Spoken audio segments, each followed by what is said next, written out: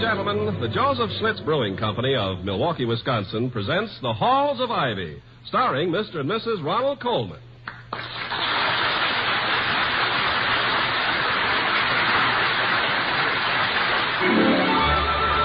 I was curious. I tasted it. Now I know why Schlitz is the beer that made Milwaukee famous.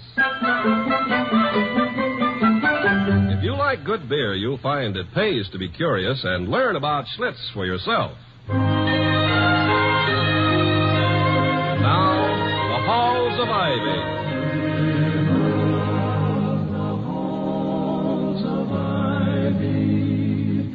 That surround us here today, and we will not forget, though we be far, far away. Welcome again to Ivy. Ivy College, that is, in the town of Ivy, USA. It's a little past noon, and so far it's been an ordinary day. At the home of Ivy's president, Dr. William Todhunter Hall, and his wife, the former Victoria Cromwell of the English Theater, Dr. Hall is just entering the living room where he meets Penny, their maidservant, and says, "Hello, Penny. Will you tell Mrs. Hall, please, that I'm ready to eat now?" Mrs. Hall ain't in, sir. Oh? She got a message to please come quick to a rehearsal of the Junior Follies about 2 hours ago. Oh, yes, the Junior Follies. She said I was to inform you as soon as you wasn't quite so busy with your book. Thank you, Penny. You've been busy with that book a long time, haven't you, sir? Yes, over 3 years. Coo, fancy that. Over 3 years on one book. If I may say so, sir, I read much faster than you do. Penny, I'm not... The secret is, don't stop to form each word with your lips. Yes, Penny, You'll find it's also a great help if you run your finger along the page under the lines as you go. I'll practice, Penny, thank you. Quite welcome, sir. Any time at all. I'll answer the door, sir. Yes, Penny, do, please. Good morning, sir. Good morning. Is Mrs. Hall in? No, sir, she's not. Ask them in, Penny. Come in, sir. A gentleman to see Mrs. Hall, sir. Oh, good afternoon. I am Dr. Hall. Is there anything I can do? Oh, thanks, Doctor, but I don't think so. Oh, I hope I'm not disturbing you. I should have phoned from the air terminal, but I'm in a terrible rush. My name's Pinero. Won't you sit down, Mr. Pinero? Oh, thank you. I don't know if Vic has ever mentioned me to you. I'm an old friend, broker into show business. Oh, yes, of course. You're Artie Pinero. The same. Yes. Well, she's often told me about you and the act you used to do. Pinero and Cromwell, wasn't it? That's right, Pinero and Cromwell, those two funny people. Yes. Is that clock right up there? Yes, sir, right up there. How do you get down off an elephant? You don't get down off an elephant, you get down off a duck. Yes. I've often heard of the supposed difference between English and American humor, Mr. Pinero. The understatement of one and the exaggeration of the other. But if you were quoting from Pinero and Cromwell, those two funny people... Oh, if you mean that a jam tart smack in the face is not very funny but gets laughed at by everybody, Doctor, I agree with you. Keep it simple is what I tell everybody on my way to the bank. Yeah. You're Vic's husband, I take it, eh? Happily, I am. I was never sure. I've been in Australia till recently. Are you in the business? The business of what? I mean, are you in show business, too? Oh, no. I'm the president here. Well, I have been out of touch. Whatever became of Truman? No, Mr. Pinero, you don't understand. I am the president of this college, Ivy College. Oh, yes, of course. And Mr. Truman, I believe, is quite well and still in the White House. His lease is good through most of 1952. Well, it's not for me to criticize your customs. How's Vicky? You know, it's been a dog's age since I last saw her. Prettiest kid I ever knew, and the nicest, and the most talented. How is she? Oh, I think she's better than ever, Mr. Pinero. Although I must admit to a slight prejudice in her favor. And that great sense of timing for a comedy line. Her timing is, as always, admirable. And is she still Oh, I know I'm being inquisitive, but I've got a good reason for asking. Is she still, has she got, does she bulge? Only where bulging is, shall we say, architecturally desirable. But there again, I am prejudiced, Mr. Pinero. May I ask the reason for this research? Well, you see, I have something most important to talk over with her. I rather imagine it might be important to me, too, Mr. Pinero. Oh, of course it would, but I don't know if you'd understand it the way Vicky would. Well, why not try me? Well, you see, Doctor, once you've been mixed up in our business, you're never quite satisfied with anything else. You're never quite as happy as when you had grease paint on your face and were complaining about your lines. Yeah, do you think that applies to everyone? Oh, yes, I do, everyone. You feel, then, that Victoria might be unhappy here at Ivy? Oh, now, wait a minute, Doctor. I didn't say she was unhappy. It's just that she can't help missing the theater, any more than you can help missing this library full of books. I'm not at all sure that I agree with you, but I do understand your point. Every profession has a magnetism for its most competent practitioners, which is almost irresistible. But why this sudden concern for Victoria's happiness? Oh, forgive me, Doctor, but I talk better when I walk around. Well, this is why. I need her. I need her badly. Well, in the question of need, Mr. Pinero, no one needs her as badly as I do, with, if you'll pardon me, a certain priority. I know. But this is show business. Now, I produced a musical review down in Australia in 1946 that's still running to packed houses. I wonder if the quiet of the campus has been deadly for her. My show is called Sydney's Harbour. It was such a hit down there that I brought a company to England last year, and it's still running there. I wonder if all the happiness she's given me has left her with none of her own. Now, my point is, Doctor, next month I'm opening Sydney's Harbour in New York. I've been an idiot, so content with my own luck that And I would like Vicky to play the lead. Well, did you hear me, Dr. Hall? Huh? I would like Vicky to play the lead. The lead, yes, of course. The lead, naturally. Mr. Pinero. Yes? Would you mind giving me a few hours on this? I'd like to think about it quite seriously, and then may I phone you? I know that Victoria will be most anxious to see you. Why, certainly, only I don't have too long. Oh, could I drop around again about, say, 6? 6, Mr. Pinero. And, thank you. Thank me? Whatever for, Dr. Hall? For reminding me of something I had forgotten.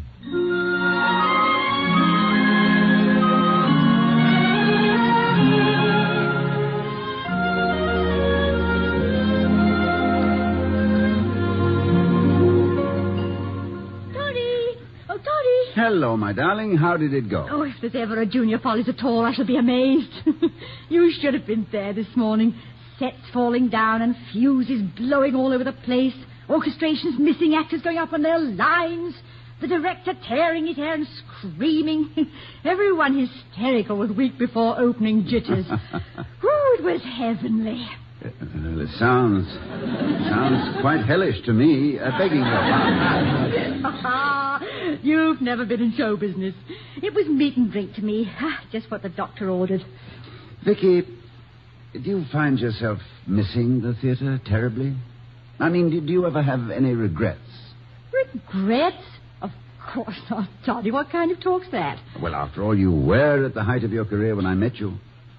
And the life we lead here, well, it's so different from the life you've had. Toddy, this is the height of my career right now. Every moment of it.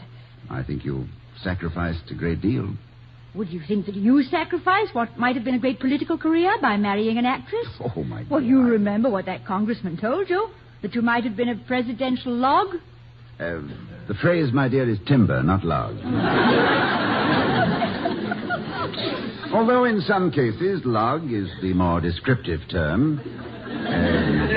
Particularly when you realize that a log is difficult to handle, has a great affinity for a stump, and is most useful when dead.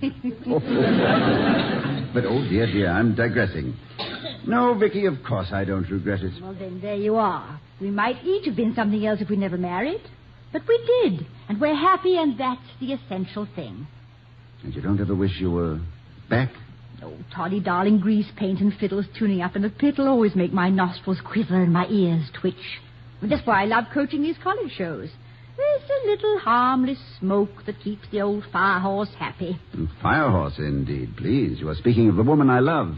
But seriously, Vicky, and the women's magazines notwithstanding, marriage is not really a career.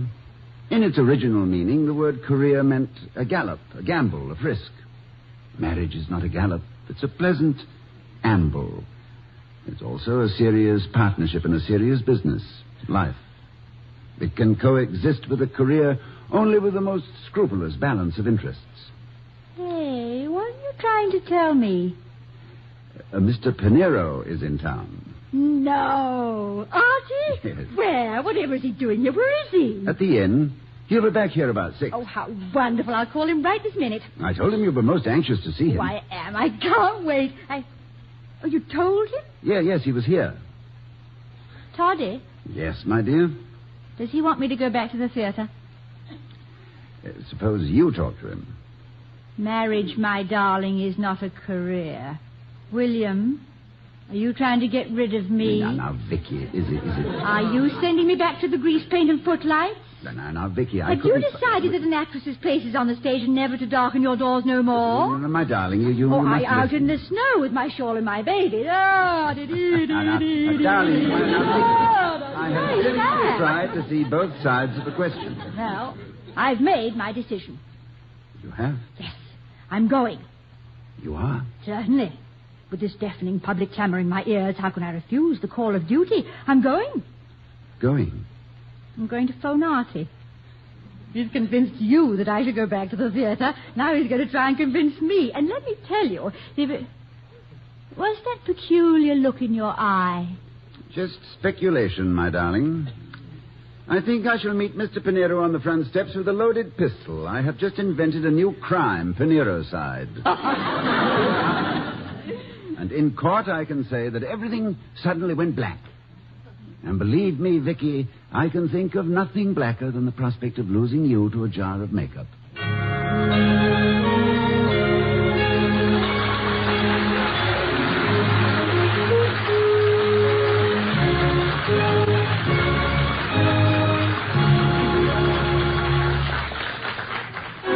I was curious. I tasted it. Now I know why Schlitz is the beer that made Milwaukee famous. An experience like that usually has a story behind it. So before we return to the halls of Ivy, let's hear the story of a new house, the couple who moved into it, and a tour of inspection by their next-door neighbor that stopped almost before it started. I'm the next-door neighbor, a fact for which I'm deeply grateful since it led to my first taste of Schlitz beer. But to begin at the beginning, my neighbors had just finished getting their new home in order and wanted me to come over and give the place my approval. I went in through the back door and was led into the stainless steel splendor of a modern kitchen. There, with love in their eyes, my new neighbors showed me the miracle of automatic dishwashing, the efficiency of their new stove, and the amazing capacity of their new refrigerator. At that point, the tour of inspection came to an abrupt halt, for the refrigerator was well stocked with Schlitz beer. Somehow, I'd never gotten around to trying Schlitz before, though I'd heard a lot of good things about it. My curiosity must have shown, because my neighbor took out a couple of bottles of Schlitz and poured a glass for me. I drank, and I realized right then and there what I'd been missing. Neighbor, I said, although I've been no farther than your kitchen, I can tell you this. If the rest of your house is in as good taste as the beer you serve, then believe me, you've made a sound investment. No wonder they call Schlitz the beer that made Milwaukee famous.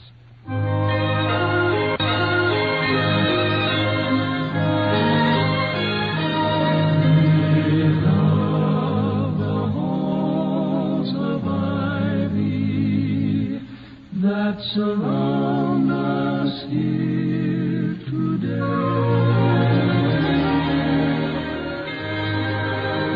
As we rejoin the halls of Ivy, we find Dr. Hall talking to his wife, who's just had a fine offer to return to the theater. Vicky, Yes, dear? you know, quite sincerely, I don't want to stand in the way if you decide to take a sabbatical of your own, if you do think you'd like to get back in harness, as it were. I know how one can become infatuated with one's own profession, even mine, prosaic as it may seem in comparison to footlights and first nights. There are times when I positively thrill to the smell of old books. I remember we were joking about it once, about inventing a perfume for the wives of faculty members. We were going to call it Essence of Worm-Eaten Volumes. You might even call it Eau de Voltaire. Oh, very good, very good. But as for your absence for a few weeks disrupting my life, well, I shall miss you, of course, but I can manage. Oh, you can. Well, I mean, after all, I'm not a stereotyped absent-minded professor. No, I know. You're probably the most present-minded professor there is. Well, thank you, my dear. So... Toddy, now look. I had a wonderful life in the theater, but I have a wonderful life with you here. And I never want anything to change that. Oh, nothing ever will, Victoria, as far as I'm concerned. I can only repeat a phrase Mark Twain placed in the mouth of Adam about Eve. Wherever she is, there is Eden. Excuse me, sir. A young lady's calling.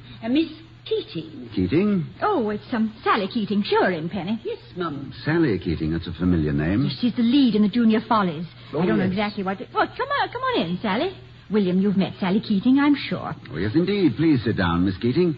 I understand you're the leading lady in the Junior Follies.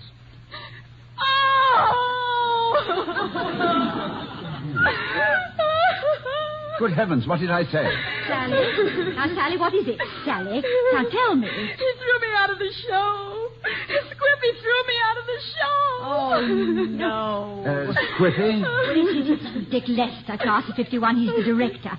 Give her your handkerchief, William. Now, stop it, Sally. Tell me what happened. Squiffy was choking Larry. Choking Larry? What's that? You mean throttling him? Larry threw his baton at Squiffy first because some of the orchestrations were on fire. On fire? On fire? Did Squiffy set a match to them? No, there was a short circuit in the pit before we could put it out. It was really the fault of Bobo. What's a Bobo? She's a who, not a what. It's Bobo Cleary. She's the head electrician. Now, Sally, stop it now. Now, stop it at once. I'm sure you're not really out of the show. I am. I don't care. I don't want to be in it. I hate the part. I never wanted in the first place. The songs are dreadful, and the lines they gave don't leave me standing there with egg on my face opening night. And I wouldn't appear in a production with any of them for all the money in the world. I hate them. Is this what you meant, week before opening jitters? That's it. Oh, dear. Is it always like this? Of course not. This is serene compared to the general run of things. Now, Sally, stop that and listen to me. You're behaving like a child. It's a very good and funny show, and the songs are some of the best I've ever heard. And you'll be fine opening night. You know it as well as I do. Now, I want you to run along home and douse your face with cold water. And then I'll meet you in the auditorium in an hour. Well, all right, Mrs. Hall. But I'm scared to death about opening night. Well, good for you. You should be. I always was, too. It proves we have emotions. What good is an actress without emotions? Gee, that's right, isn't it? Yeah. Well, keep telling me that, will you, Mrs. Hall? I'll see you in the auditorium. Bye, Dr. Hall. Goodbye, Miss Keating. Poor, happy child. All upset and enjoying every heart-throbbing dramatic moment of it. Enjoying it? You really mean that? She's enjoying every tear that runs down that pretty face. Yes, I suppose that's right. I've often thought that young people were purposely designed to be intensely emotional, out of all proportion to the moment at hand.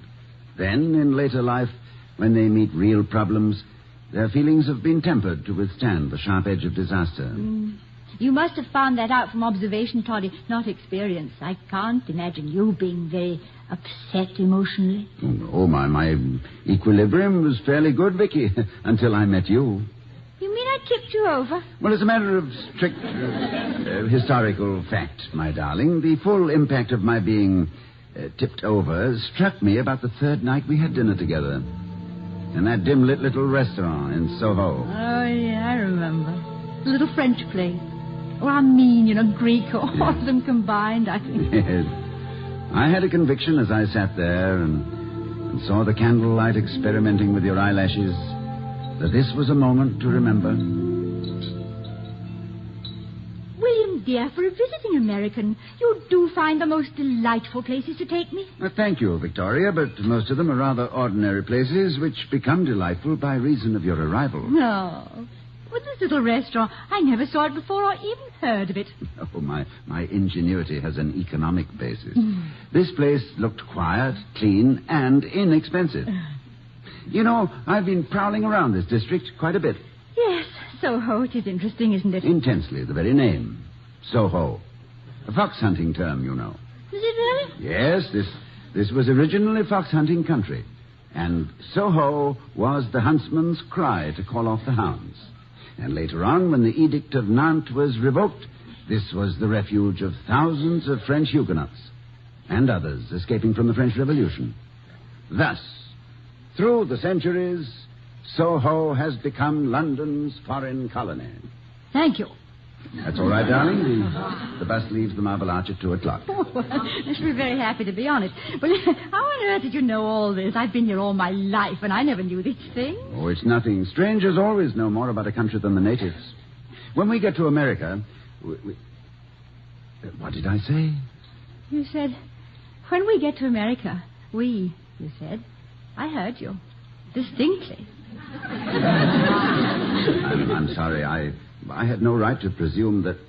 I mean... Oh, forgive me. No. You must...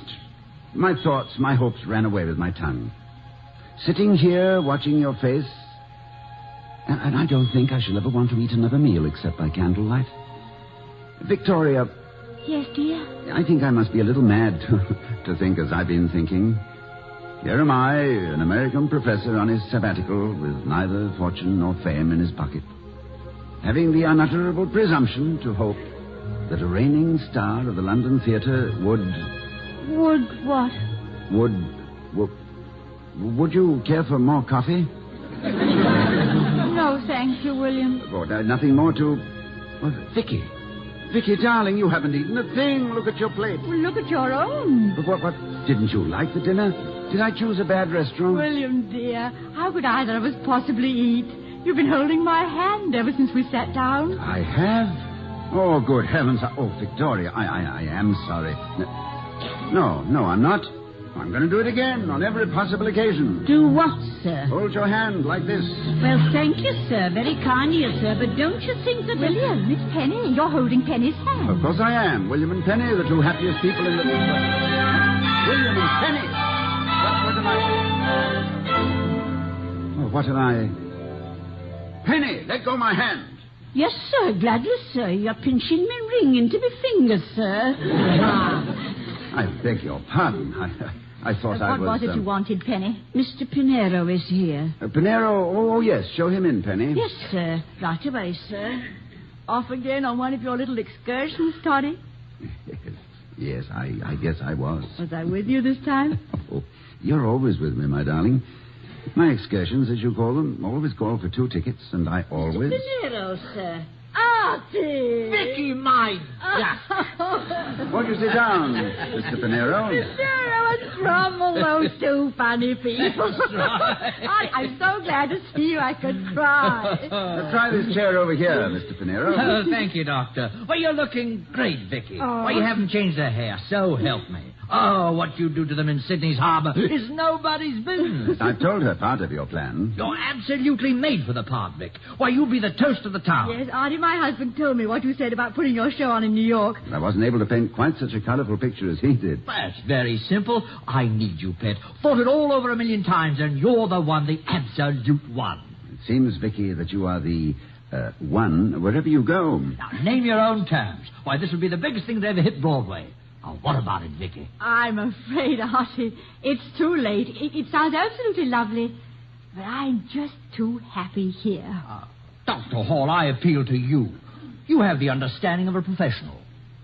Oh, you know how I feel about this, Victoria? I'll miss you terribly. But if you feel the slightest desire to go back... William. What, my dear?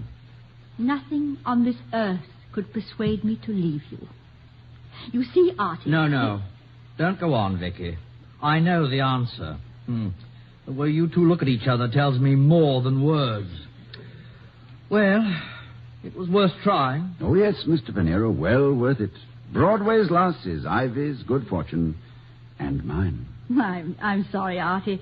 You were sweet to remember me. Oh, forget it, Vicky. Just thought it would be nice to get together again. Pinero and Cromwell. Those two funny people. Tell me, do you know how to make a Venetian blind? Stick your finger in his eye. Goodbye, Artie. Applause and exit, Artie Pinero. God bless, Vicky. And good luck to you, Doctor. Thank you, Artie. And my sincere sympathy. You see, I too know what it means to have a top actress under exclusive contract and a solid hit, with the prospect of a long, long run. Goodbye, Mr. Pinero. Goodbye. Bye. Welcome home, Vicky. I've never been away, my darling. Ah, but it must have been tempting. Toddy, Have you ever looked down Faculty Row at 6 o'clock in the evening? Often? Have you ever seen the trees change color while you were watching them? Many times. Have you ever listened to the singing at night on Fraternity Lane? Oh, I've even added my own baritone from outside the windows. And have you ever looked at yourself in the mirror? No, Victoria. I like it here, Toddy. I love it.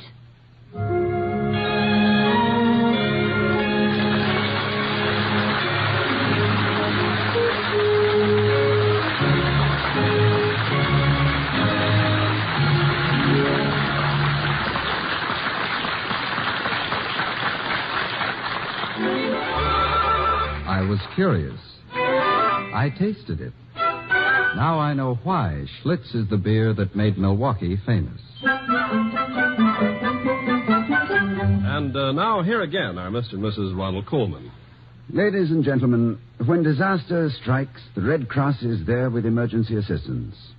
Even more important, the Red Cross stays on the scene to help rebuild and to provide medical care. Last year, the Red Cross gave assistance to over 200,000 persons in 330 disaster operations. Your help is needed. The four arms of the Red Cross embrace the entire world. Forearmed is forewarned. Give more than before. Good night. Good night, everybody.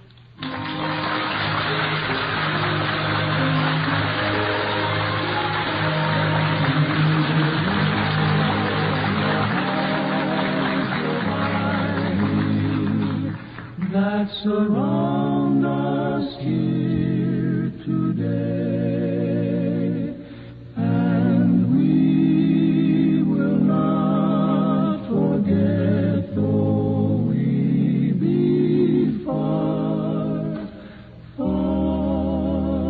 away.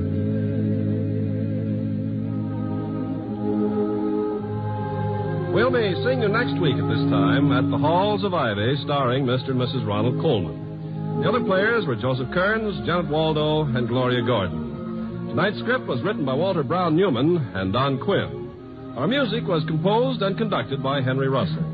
The Halls of Ivy was created by Don Quinn, directed by Nat Wolf, and presented by the Joseph Schlitz Brewing Company of Milwaukee, Wisconsin. Ken Carpenter speaking.